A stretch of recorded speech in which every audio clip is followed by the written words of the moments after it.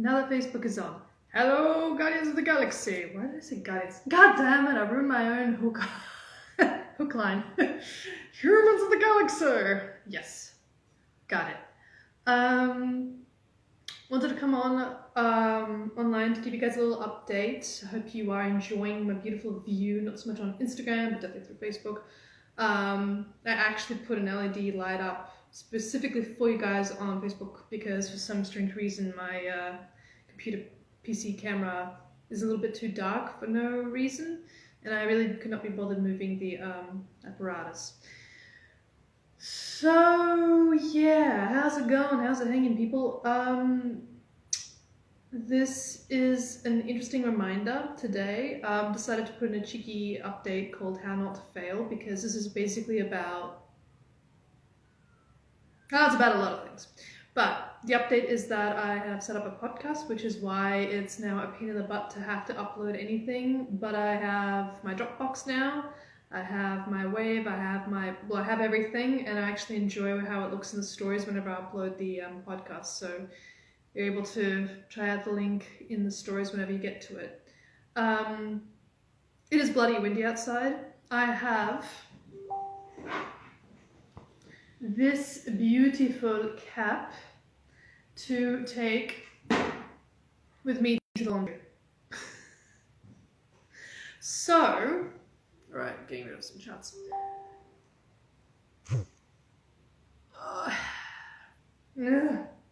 Too many people in the chat, not enough in the comments. So, it's windy. It's windy AF. The weather is very cyclonic right now, and it's actually biting on my mood.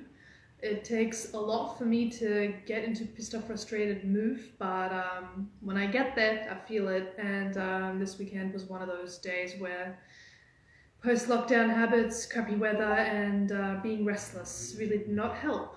I even had plans with friends that have all gone down the gutter just because it was thunderstorming pretty much half of the month, I would say. So yeah, that definitely contributed. And I also had something. Actually, I can't really show it to you guys because in case if my family sees it, it's going to ruin the surprise. But it's a bit of cardboard, I'm joking. It's actually a beautiful picture of a Christmas card thingo that I'm going to attempt to send to my family. Because it's like one of those things, you know, when you're trying to like express love and just be in the moment and be happy and not think about pandemic things and lockdowns and stuff. It's just something nice, right? And then of course the bloody post services are not the best at the moment. I have no idea why, but that's how it is. So yeah. And I just realized that it's probably the second or third time that I am live on a Monday, particularly on a Monday. I don't really know why, but there's this thing that I do where other people might get envious or jealous or insecure about someone else and what they're up to, I actually get inspired. So just watching one of my favorite coaches go on live, and I thought, why don't I go on live? I've got plenty to say too. So I tend to see stuff that I like, and if I feel inspired and I feel good about the idea, then I do it for myself. That's not really how I started my blog, and that's not partially, well, it's partially how I published my thriller, but in being online, I'm kind of trying to, I guess, what's the word? Make myself happy. I'm trying to go like, okay, what do I have to do today? Okay, well, I'm going to tick those. Something magical happens in this beautiful book, I swear to God. Like, I keep showing it off, but every time like I journal a point or whatever, I put a tick next to it, and it's good for the incentive to like do it, right? But like by ticking it off and just setting it in the journal, I'm making like a declaration that I'm going to do this today. And somehow or other, the universe just helps me out. Like I do this, I get the impulse to do that, I relax a little bit with ASMR. I'm literally living on ASMR. Not that I didn't live on it before, but that's what happened. So I journal out what I have to do, I tick that off, I journal out what I'm thankful for, I do that. I journal out in case if I'm feeling funky or whatever. And I also have to say that yesterday was a bit odd. It was a bit rainy and all the rest. I fed my lorikeets on the left, well, to me it's on the right side of the balcony, and then my king parrot came on twice to get a feed. And because it was raining, I couldn't really extend my arm out to him on the balcony. So what I did was I just sort of gave it, like, I just kept the hand there, and he knew the signal for munch time, and he just flew on it. So I had a king parrot on 2 of my hands. Not at the same time. It was the best moment ever. It actually made me smile, so hope that makes you guys smile as well. So that's been pretty cool. Now I wanted to talk to you guys about this cheeky thing that I put up called How Not to Fail. And it's cheeky because normally you see something from you like how to get your life back on track, or the 3 ways to show up better, or some crap like that. And in this case, I'm like, I'm just gonna like make fun of something for a second, because this is what it is. Too many of us are using relationships at the moment, and I know perfectly well why. Too many of us are using relationships as a point of enjoyment, as a point of feeling like we have not failed in life if the rest of our life is crumbling, and a point of transaction. Maybe not always. I'm kind of making fun of people who are, you know, may not actually be into each other, or maybe not be in love with each other, but there's a bit of a ecosystem where they live where things just work out, so it's like a transaction. But then the ones that actually challenge you, oh boy. Half the time I've got men coming over to me, or a man, or men plural, that are overgiving in their relationships. But the funniest part is that they're not so much overgiving as they're just sort of, by trying to make the girl happy, they don't have to focus on their own happiness. And so when they don't have to focus on their own happiness, they don't have to focus on themselves. They've got one girl that they believe is making them happy. But then what happens when you get into arguments, conflicts, the girl feels like you're not really listening, you're not really there, you're not really paying attention, you're not following the instructions, blah, blah, blah, blah. How not to fail. You keep trying to make her happy. But then how can you possibly make a woman happy when you're not in your masculine grounded presence? You have no clue what the hell you're doing. You know that you're losing a sense of self, for instance. You know, how do you get around all that? So you kind of have to build back. This is actually how a lot of breakups fail. And in fact, it's how one dude told me as well how things happen. Kind of slightly inspired off that, but I see there's a pattern going on with most dudes who are into that type of thing. Waving at you, Brandon. So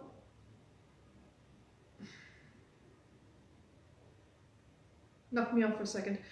So the way that things run off is, you know, if the feminine does not sense that you're there, she's going to test the bejesus out of you. If the feminine does not sense that you are listening and taking in her influence and actually being intentional and conscious about her, well, yeah, like I said, breakups happen, like the break-ins happen. So it's a really interesting topic, and it's a very sensitive one, because all of a sudden, trying to make someone happy, because it makes you happy, you think. Because how the hell do you know what makes you happy if you're not even being yourself? Do you see the correlation? So the breakup is really just a manifestation of what kind of needs to kind of change. So, which I would know. I remember breaking up with my first guy, and it was humongous pain. I also had to deal with my parents divorcing at the time, so that was not fun at all. And, you know, there's a lot of layers to these things, but first and foremost, you need to have a sense of self. You need to figure out what the hell gives you enjoyment. At the time, I remember I was actually suppressing myself a lot. I loved my dance, and I wasn't looking it up. I loved to socialize. I couldn't go out anyway because I had just graduated from my bachelor, but I had no idea what the hell I was doing. I only started tutoring English, and then I did some retail work for Christmas, like several months later, down the track, after completely losing it. And then I tried to do a Masters of Teaching at University of Sydney, but I gave that up because I was like, I didn't like the fact that they were already telling us that we had a burden of responsibility in the community, and then before they even gave us a curriculum. And then for the kind of salary that I looked at, I thought, what am I, a nurse? Like, I don't have to do this job to, you know, was like, you're there. You don't have to get into a job that's intense with a goddamn degree. Those jobs are everywhere. But the way I saw it was that, you know, where the hell am I? So I kind of had like a quarter life crisis very early on, about 23, 25, 26-ish. Maybe 25, 26, shoot. So that was me at the time, and what happened after that is that I, well, moved countries basically. I thought, why the hell stay here if I've got the chance to, go to somewhere else and learn stuff and be with a family? I was scared shitless of being, not so much on my own, but just sort of breaking that bond of family, So that's what happened. Anyway, so how not to fail, guys. How not to fail is literally, I'm good, dude, is literally about failing many times by not being yourself. Failing many times and figuring out what the hell actually works for you in life, not what someone else is telling you. And that's why you will come to me a lot of the time going, I don't know what's going on, I don't know where I'm going. Even a 50-year-old man, 60-year-old man, who cares about age at this point? Actually, the age, we assume seniority or some kind of status when it comes to the age thing, but I mean, it has no conclusion. You can be a 17-year-old up here for all your life and never be smacked by society. Women cannot do that because socially they're conditioned to, well, make it. They're conditioned to have a family. Men, for some crazy reason, they believe that men are the non-confused ones that are not messed up, and they're not the addicted ones or not the problematic ones. And they actually end up being the ones externalizing all their problems. Like, I remember a TikTok that said, why is it that the women are the ones taking all the stress from all the problems that are actually from the guys taking not much accountability? So that was fun. Why are you guys all on Instagram? Why am I on Facebook trying to talk to you? You're all there. I'm joking. I'm cool with everything. So really, it's all about trying. It's all about trying and failing, but remembering that half of the stuff is actually you just realizing how things work. And when you are going after a woman, it's not about making her happy. I mean, guys, how many times have you tried to make a woman happy by not being yourself? And don't lie to me, I know you have, because otherwise you wouldn't be here. Very stuck and very confused, and also workaholic and overanalyzing, and is there anything else I'm missing? Glued to the screen and antisocial and awkward. Should I keep putting up the list of symptoms for why you're not, failing? You gotta fail properly. You have to be able to fail properly. You can't just be like, oh babe, could you get me one of those beautiful drinks that you've got? I mean, that's feminine. That's not in your masculine garden presence going, right, nah mate, that's not okay. I don't want that anymore. I don't believe in this. I'm getting the hell out of here. Do you guys see the difference in energies? Would you even be up for like taking in a couple of general prompts just to get into that grounded masculine right this minute? And if you do, Confident Masterclass is still on sale until tonight, so you need to grab that in case if you show the list, lol. Brandon. I don't have it on me, it just came out of my head like everything else that I've done so far. But you let me know what you'd like to see. I mean, yeah, like I said, addicted to video games, pornography, workaholic, overanalyzing, overgymming, hypersexuality, hypergamy comes from that, right? From trying to get yourself out there to have more sexy time to make up for the fact that you have no idea what the hell you're doing in life and you feel low self-esteem and blah, blah, blah, blah, what have you. Okay, now that I've had my breath, where was I? There's no work-life balance. And that's part of the reason why I'm in a mood, Okay, Iggybat's way to go. Seriously, guys, point out to me a few things that you want to see on the list and I'll give it to you. No problems asked, actually. I'll write it up and I'll have it to you by tonight through a Google Drive folder that you will see is where I have most of my sales pages, and PS, they're still available there. So let me know. Because I can write them up, no problem whatsoever. How not to fail, like, you need to stop appeasing people, because then it feels like life is marginally less critical for you. Critical? You know what I mean? Without a crisis.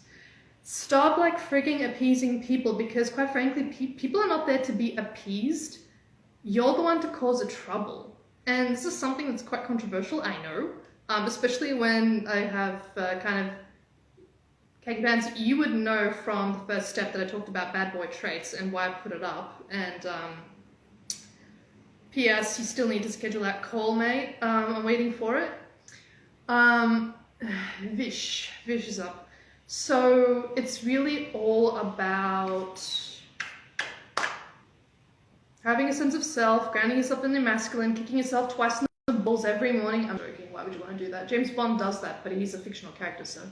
I'm not very good with women, lol. LOL, mate, you've been saying that for several months now. You know where this is going, so can't help you until you help yourself. That's the theme here. So how not to fail? Come on, guys, tell me what it is. I've already said it twice. How not to fail. And, you know, the women want to see that. I've had one guy saying, you know, how do I get this person back in my life? And I said, you forget about it and you focus on yourself. I mean, not so much focus on yourself, but because you've had a loss in self, because you've forgotten how, like, you even think that by being a workaholic and over analytical and being awkward around women that you don't like know how to get out there and be expressive. That's complete BS. The amount of people that I've seen, I don't I see labels like ambivert, extrovert, introvert. No, I'm an ambivert by nature. I've seen those kinds of people come on and tell me what they're not good at and how they're not good at expressing something. It's all learnable. Far out. I was with such low self-esteem when I was at high school that I actually took drama lessons. I loved them. I had to stop because at some point I'm like, I don't know if I want to go into theatre. I'll be the laughingstock of the family. I'm the oldest only kid. Like, no. Not happening. Didzy, what's up? So, how not to fail is essentially about realizing it's perfectly okay to ground yourself in as many F-ups, as many messes, as many screw-ups as you want in this time period. That's what this is about. No one is judging you more than you are, actually. And yeah, of course, people will be like, hey, what do you do for a job? Where have you been out and about? Do you like focus on yourself? Are you at the gym? Do you lift weights? Whatever the heck that is. That's got nothing to do with anything. It's just people trying to make conversation. But if they're loved ones and they care about you, they will be poking you. Me, the amount of poking that I did on one guy, and I'll tell you why I did it, was because I'm like, where are you? What are you? Are you here? Are you talking to me to talk to me? Or is it something else? So it was one of those things. And, you know, in the end, slowly but surely, he got around to the point where he was like, okay, well, I really want to do this. I'm going to get out of that. I'm going to focus more on my health, blah, blah, blah. Several months later, or if not a year later, I see him doing completely different things and I'm happy for him, but I'm also like, dude, that's your life. Like, God knows where you are, that's not my problem. One of the issues we have right now, guys, take it or leave it, is actually about knowing what our job is. Once we know what our job is, we're letting in other people do their jobs. Meaning, when you mess up and F up and screw up and you communicate that and tell your story, you let other people into your life and go, huh, okay, he's a human being that's focused on X, Y, and Z. And then you let what has to happen, happen. That's what an extroverted dude does. He accepts, he gets it, he wants more. And because he wants more, he knows that there's a certain spiritual process to this, because you can't just be all like, yeah, I'm going to go to my coach and gonna go find out how I can approach women and, you know, basically try and get out of my comfort zone, my safety zone, and actually tell myself that, hey, if you don't get out there now, then you're basically going to be in the same spot for another 2 years, 3 years, 5, the rest of your life. But I'm not here for that. I'm here for other things. I'm here for telling you guys what is possible when you learn how to screw up, being yourself, authentically connect, authentically go up to women, and so much more. So one of the ways that you can do that is check out the Confident Masterclass. If you want to know more about it, just DM me and I'll tell you what's involved. But there's pretty much all of the details in the payment page. That's through the link in bio, so happy to give that too. But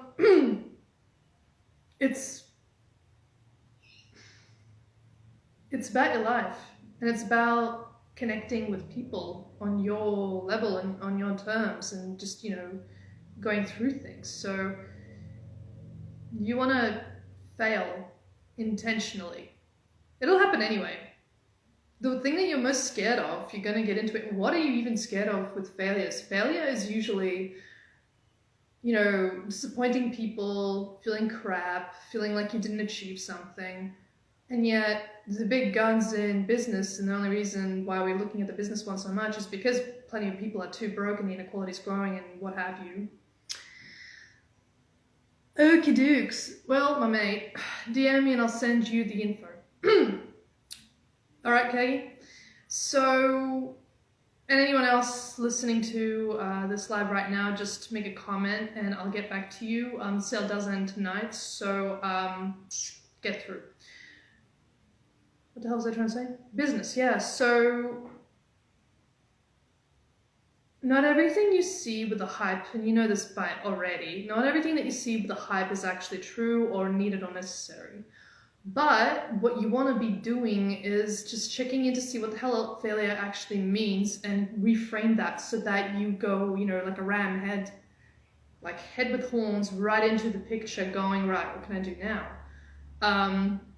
Figure out what the hell being a man is to you, what it means, and just get into the process of shaping up for that. Just shaping up what you actually want in your life, what you actually want in a woman, what you actually want on that date, how you want that banter to go, what you want in a conversation. P.S. I go into all of this in the masterclass. Because there's not enough people, there's not enough of you that are going, okay, I'm going to have this now, but then do you pat yourself on the back once you've had it? Or do you pat yourself on the back when, you know, you get that woman's connection and she lets you have a number, authentically speaking? I'm not talking about fake numbers here. The amount of crazy things, do you know why people hand over fake stuff? It's because they're concerned for their safety. And they're also making fun of stuff, but ultimately it's because they're concerned of safety. They're concerned that something will break through that is not desired. But you're a desirable man. What do people do around desirable men? They throw their panties at them. Well, that's talking like an American. I don't really like that. But you get the point. They throw themselves at men that look valuable, men that are throwing themselves, you know, into their work. They've got noble values. They're throwing themselves into work. They're disciplined. They're focused up to a couple of things in life. And the most important thing is they aim to have satisfying moments in their life. And all we care about is looking good, impressing people, making that woman go, holy crap, because you want to feel like, holy crap, that's me, I'm the Hulk, I'm Superman, I'm everything you want. Is that really what you want in the end? It's what a 17-year-old wants, not what the 30-year-old man who's established with a beautiful job and career and, you know, has money, is about to invest. That's a whole other mentality. You want something that's going to add to your life. You want someone who's going to be at your home, very happy, contributing to so many things. And you want to know that you're in there for the long term. You want to have the faith. You don't want to be in a crisis about your identity. Or do you? Is it like the thing? Is it like cool and hip to be having a crisis of identity? I can tell you for real, that is not cool. I've had it more times than I can count. In fact, one guy that I went out with actually pretty much summed it up going, you've just gone from crisis to crisis. And I'm like, that's me. I have a career in crisis transition. I think I said it right for once. I have a career in crisis transition. That's why I have all this information, all this knowledge, all this insight. And that's why people come to me, because they know that I'm not going to flinch at the smallest screw up. I love how high-pitched my voice gets. It just makes my day. Does it make your day, guys? So, how does failure look like to you guys? How does success look like to you guys? What's a woman that's going to add to your life look like? Are you going to approach her today? Are you going to approach her this week? Legitimately, everything that I make is for you guys to like digest for a couple of days and go for the kill, for the gold, for the golden ticket to the chocolate factory. I don't know if you live near one. I mean, why not make that a date, you know?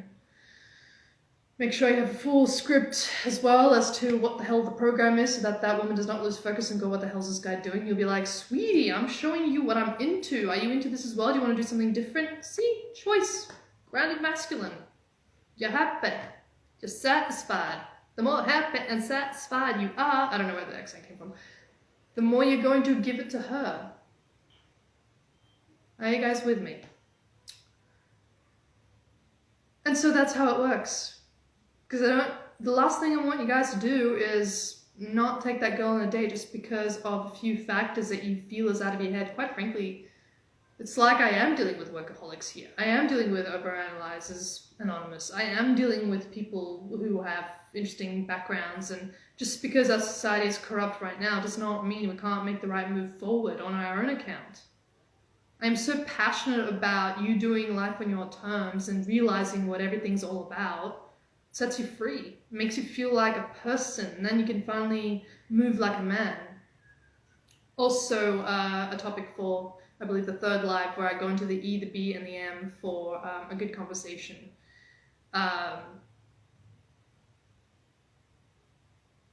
So it's pretty much like that. And I think I might have to get going because I think I'm going to enjoy a nice little coffee out of the park, and it makes the thought of it makes me happy. See, if the thought of something makes you happy, go do it. Get out of the 4 windows, get away from the lights that are blaring in your face, go get some fresh air, go do a couple of push-ups, maybe not in your suit, because that will be extremely uncomfortable and inconvenient. Although it wouldn't make people look, but you don't, you don't want to be a clown for the wrong reasons. Or ever. So yeah. Right, this is one freakishly long live. I should do more of them, they're fun. But you guys really need to tell me why it is that you're not going for the kill and you're so scared of not failing at something that's keeping you from acting like the guy that you really are. The Earth Shredder dude, the sexy as fuck, the competent one, the one that's going after what he wants no matter what. Nothing is stopping you. Not the program, not the woman, not your mindset, not your brain, not your assumption about what is supposed to happen. Not what you are scared will happen the next weekend. No, it's none of that. None of that craziness. So, yeah. Alright guys, after this masterclass ends, I'm thinking of doing the Connect masterclass, which will also probably have about 3 lives and probably a group chat in it as well. But this one is going first because I want you guys approaching women now, and I give you the